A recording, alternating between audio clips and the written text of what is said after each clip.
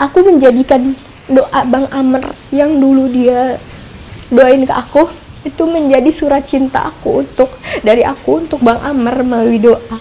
Kayak gitu sih Kak. Sebagai istrinya Bang Amr itu orang yang baik, yang sangat menghargai aku, menghargai mamahnya, menghargai umi aku, kayak gitu Bang Amr. Gitu. Dan itu pada fase berduka yang itu ada Bang Amr ya? Ada. Fase yang ini support sistem terbesar kamu siapa? Diri aku sendiri. Oh, hebatnya. Aku Akhirnya kembali ya pada ya kalau ada support system alhamdulillah, kalau nggak ada yang harus kokoh dan tangguh, akarnya kuat ya kita sendiri ya Zira ya. Jadi apa yang kamu lakukan untuk mengkokohkan diri kamu? Aku sebenarnya kan dari kecil juga udah biasa sendiri ya Kak.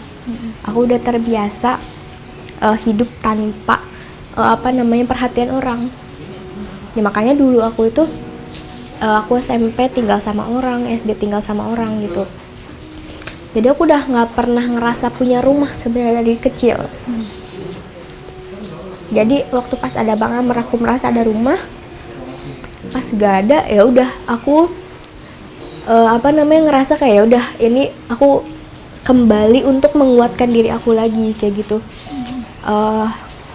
Aku juga nggak tahu sih, aku tuh terlalu positif atau berusaha positif, tapi aku ngerasa kayak ya udah Allah tuh percaya sama aku kayak gitu.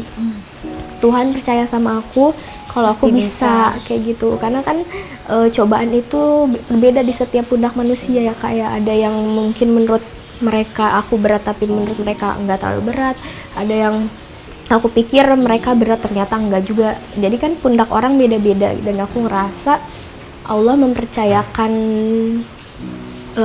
amanah untuk tantangan ini gitu, ujian ini ke aku kayak gitu.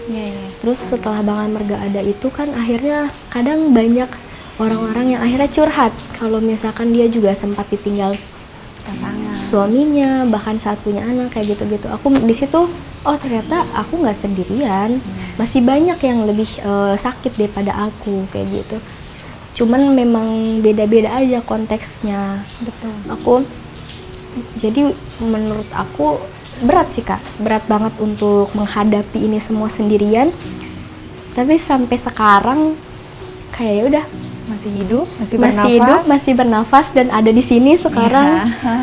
Aku menangis di sini sebagai bentuk rasa rindu aku sama Bang Amr, dan itu wajar, itu ya udah bakal mungkin nanti 5 tahun ke depan, 10 tahun ke depan aku udah nggak bakal nangis lagi gitu.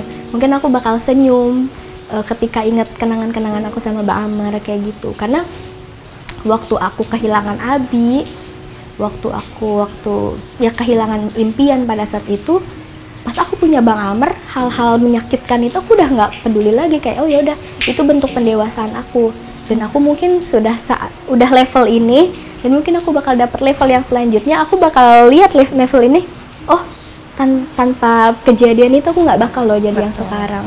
Jadi mungkin level-level yang di bawah ini kalau kita bisa mengolahnya dengan baik itu untuk persiapan untuk level berikutnya. Bener, ya Kak. Tapi kamu tadi berbicara mengenai kenangan gitu ya Bang Amr. Kenangan memori terindah yang sampai dengan sekarang tuh kalau ditanya sekarang tuh yang pertama kali pop up itu apa? Sholat jamaah bareng. Bang Amr itu punya kebiasaan kalau abis sholat jamaah itu dia berdoa. Berdoanya tuh lama dan isi doanya itu indah gitu Kak, kayak ya Allah tolong sehatkan istriku yang cantik ini, tolong biarkan dia hidup bahagia kayak gitu-gitu. Dia tuh selalu mendoakan aku, dan kita kadang suka ngaji bareng, ngirim doa bareng, karena kan kita sama-sama anak yang udah nggak ada ayah, jadi kita sama-sama ngedoain bareng untuk ayah kita kayak gitu-gitu. Terus aku tuh setiap abis sholat jamaah bareng sama Bang Amr tuh ngerasa gitu kayak rasanya. Teduh, kayak apa namanya, sesuatu yang kosong di hati aku tuh kayak terisi. Jadi hangat bener-bener kayak ngerasa ya Allah nikmat banget ya kayak gitu. Sekarang gimana mengisi keteduhan yang itu sudah sempat lama berapa waktu lah ya itu dirasakan, kemudian tidak kan ada kayak tiba-tiba kayak akar pohon gitu kecabut gitu terus kosong gitu kan. Gimana kamu mengisi si keteduhan itu lagi? Kembali lagi ke aku melalui doa-doa yang diajarin ke aku. Bang Amr itu ngajarin sebenarnya dalam bentuk saat kita sholat itu, Bang Amr itu mengajarkan aku untuk bisa lebih bermesraan sama Allah gitu, melalui doa, jadi secara nggak langsung dari proses kenangan itu akhirnya aku proses ke sekarang sebagai bentuk Bang Amr tuh ngajarin aku untuk aku tuh setiap abis sholat itu bisa meditasi bareng sama Allah gitu. Aku merasa hubungan aku sama Tuhan itu benar-benar deket dan aku menjadikan doa Bang Amr yang dulu dia doain ke aku itu menjadi surat cinta aku dari aku untuk Bang Amr melalui doa. Kayak gitu sih Kak. Aku sekarang selalu membangun hal-hal positif dari apa yang dia tinggalin kayak gitu, dari kebiasaan dia yang baik aku ikutin kayak gitu. Kayak Bang Amr suka berbagi, terus Bang Amr itu selalu menjaga wudhu Kak. Dia 20 menit sebelum azan tuh biasanya dia udah ambil wudhu, dan itu aku ikutin sekarang. Hal-hal baik kayak gitu selalu aku ikutin karena itu yang bikin aku merasa selalu ada dia di samping aku kayak gitu. Pesan-pesan yang masih kamu ingat dari Bang Amr sampai dengan sekarang, selain ya tadi ya kenangan itu, rutinitas gitu kan, ritual yang biasa kalian lakukan terus kamu olah dalam hidup kamu yang sekarang, tapi kan pasti ada pesan-pesan atau bahkan pesan terakhir yang kamu sampai dengan sekarang itu kayak masih terngiang, masih dengar suaranya.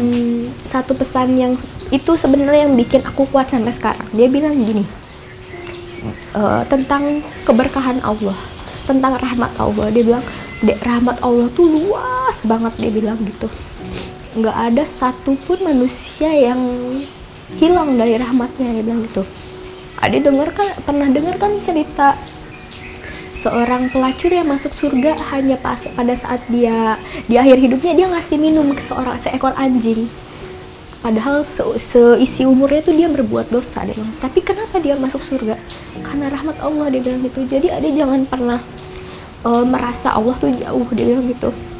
Dengan segala yang Ade terjadi, rasa sakit yang Ade jalani, dia bilang itu karena rahmat Allah Ade bertahan, dia bilang gitu. Jadi jangan pernah ngerasa Allah jauh. Rahmat Allah tuh ada di sekitar kita, dia bilang. Dan itu yang membuat kamu kokoh tangguh itu yang bikin aku ya. Merasa apapun yang terjadi sama aku sekarang itu nggak ada lepas dari campur tangan Allah gitu. Dan pasti Allah menyiapkan sesuatu hal yang lebih baik ke depannya.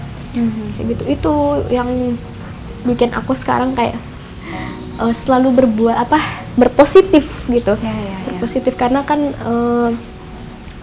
Allah itu sesuai prasangka hambanya. Ketika aku positif sama Allah, Allah juga pasti ngasih suasana yang positif ke aku kayak gitu.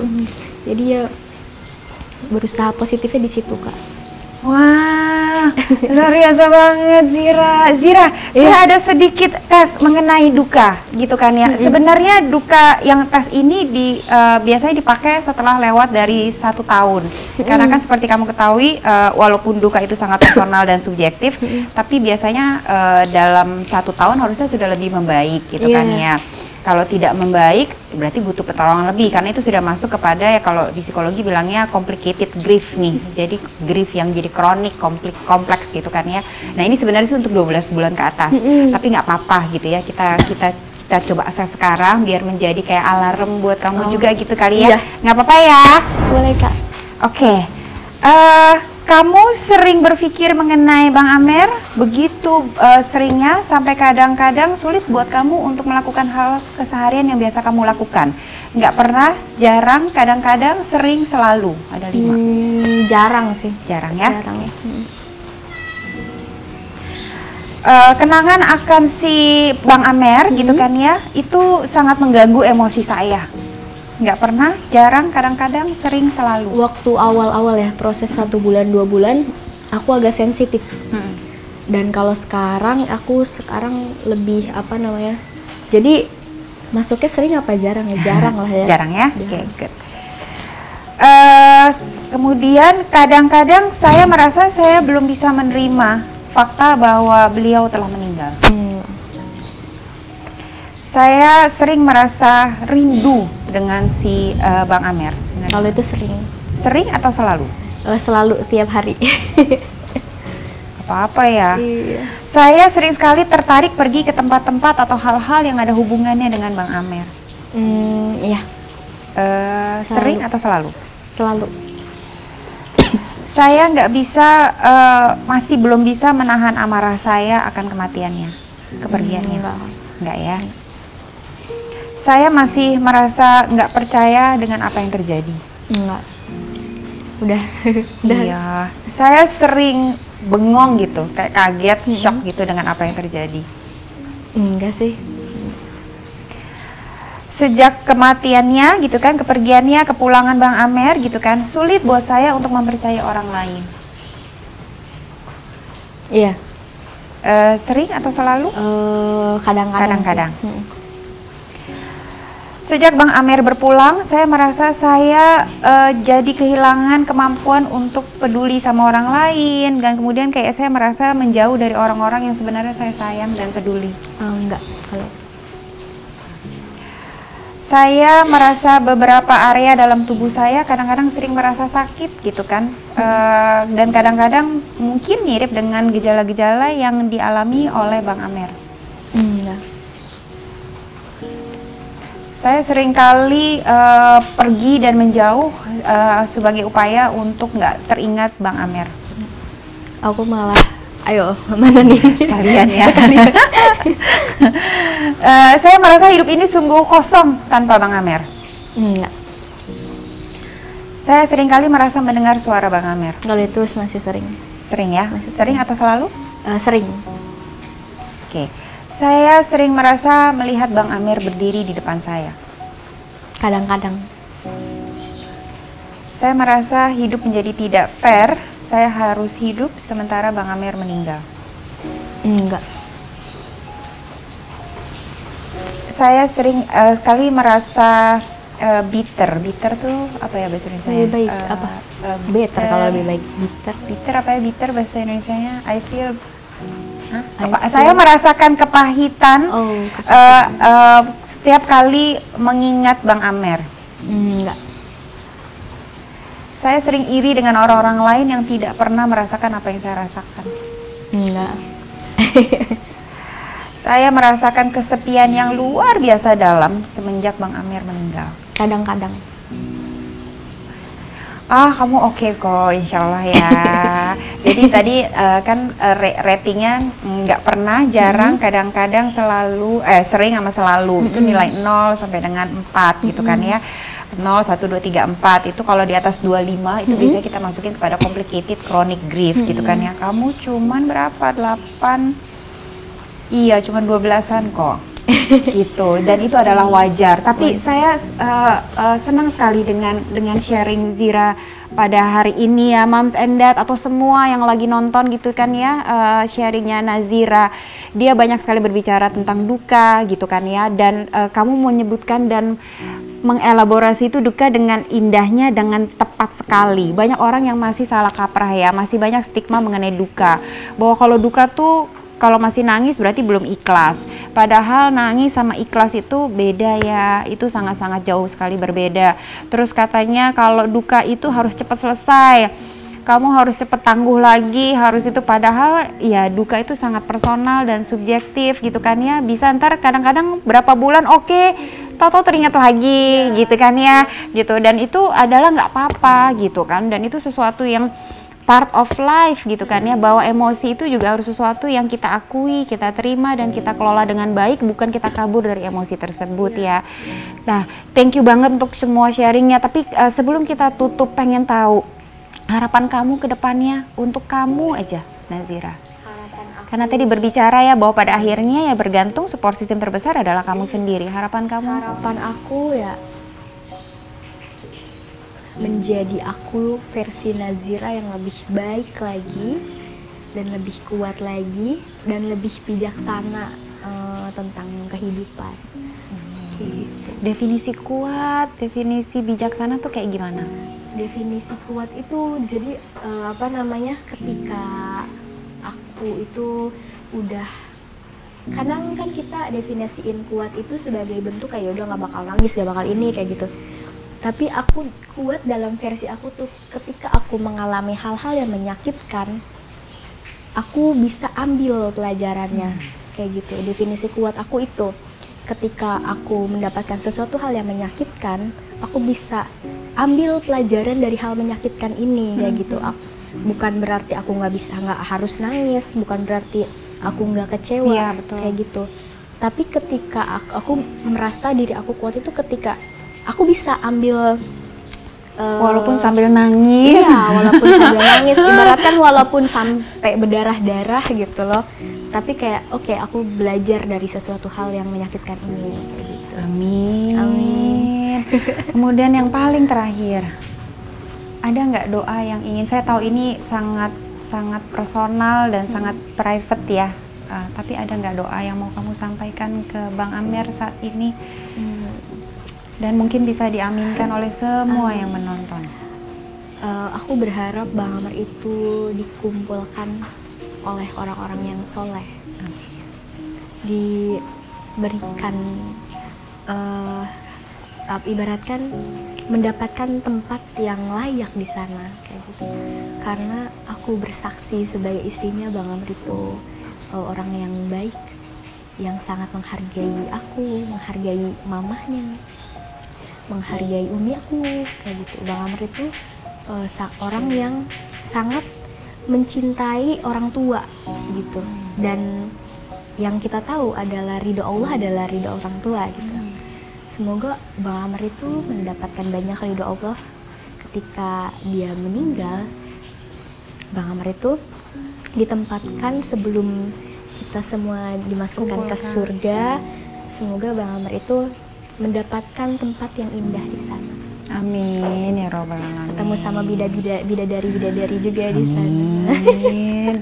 Nazira, dari orang yang merasakan dan mengalaminya, sebelum benar-benar nih terakhir nih ya, dari tadi terakhir mulu kita tutup. Tapi ini penting banget karena masih banyak stigma-stigma, termasuk kayak tadi kamu dibilang kasihan lah segala macam. Ada nggak sih kamu mau memberikan penguatan atau apa ya gitu, sharing terakhir kalimat penguat buat mereka-mereka yang mengalami hal yang sama, terlepas dari duka itu kehilangan pasangan, kehilangan orang tua, kehilangan sahabat mungkin, tapi duka itu kan nyata dan duka itu adalah bagian dari kehidupan ya, dan semua bisa mengalaminya. Ada nggak yang mau kamu berikan kalimat penguat dan berbagi untuk Kalimat mereka? penguat ini sesuai pengalaman aku aja, untuk siapapun yang mengalami duka, baik itu ditinggal pasangan, ditinggal orang tua, atau apapun bentuk kehilangan, itu memang sesuatu hal yang menyakitkan. Tapi jangan pernah jadikan rasa sakit itu sebagai bentuk kamu benci diri kamu sendiri.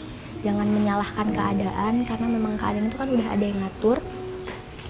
Dan kuatkan dirimu, bukan berarti kamu nggak menangis.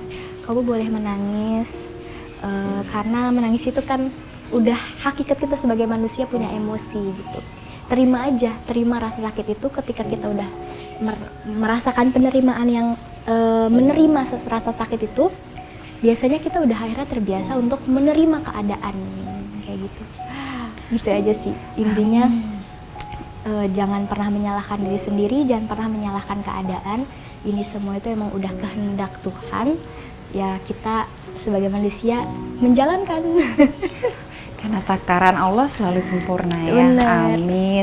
Nazira, terima kasih banget. Moms and Dad, saya belajar banyak banget dari sharing pagi hari ini. Semoga Moms and Dad dan semua viewer Orami juga bisa memetik pelajaran dari cerita dan sharing Nazira hari ini. Terima kasih sekali lagi. Saya kirimkan doa-doa terbaik untuk Nazira. Terus tumbuh menjadi orang yang lebih baik, lebih tangguh dan berbagi kebaikan untuk semua. Terima kasih ya. Sama-sama Kakak.